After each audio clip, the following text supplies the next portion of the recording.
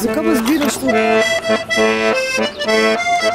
A si se učila, kje igrati? A si se učila, kje igrati, ali kaj? Ne razumem. A, ne razumeš. Zdaj se vam.